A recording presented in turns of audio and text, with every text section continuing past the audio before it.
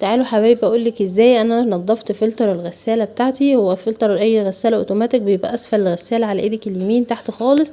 هتبتدي تفتحيه ازاي زي ما انت شايفه. طبعا انا اصلا كان المشكله عندي في الغساله ان هي في طرد الميه ما بتطردش ميه، فانا قلت اكيد الفلتر فيه مشكله، فبدات افتحه زي ما انتم شايفين. هتفتحيه عكس عقارب الساعه كده، لان في ناس جدا متعرفش تفتحه خالص. عكس عقارب الساعه زي ما انت شايفه. طبعا انا منضفاه وعاملاه، بس حبيت اقول لكم التجربه. يعني ده كله هتلاقيه مليان املاح ومليان دبابيس ومليان مثلا جنيهات وحاجات كده. كل اللي بيبقى محشور في الغسيل بيفضل فيها. طبعا هتاخدي الفلتر ده كده وتبتدي تنقعيه في ميه سخنه بملح ليمون بكربونات عشان ينزل كل الاملاح اللي فيه.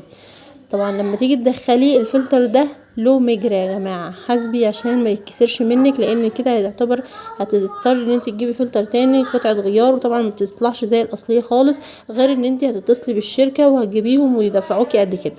فانا قلت اوفر عليكم ان انتوا تتصلوا بمندوب الشركه او حاجه يجي يعملها لك. بالعكس الطريقه ديت كويسه جدا. وانا بعد ما نضفته كويس وربطت الفلتر زي ما انت شايفه وقفلته كده، بدات اشغل الغساله اشتغلت معايا تاني، واتضح ان الحاجات المحشوره في الفلتر هي اللي ما كانتش مخليه الغساله تشتغل. يا رب اكون افدتكم ولو بمعلومه بسيطه انا استفدت منها وعرفتها من غير ما اي حد يقول لي عليها. بس للاسف انا غسالتي كانت عطلانه، فهو ده السبب اللي كان معطلها. يا رب اكون افدتكم ولو بمعلومه بسيطه.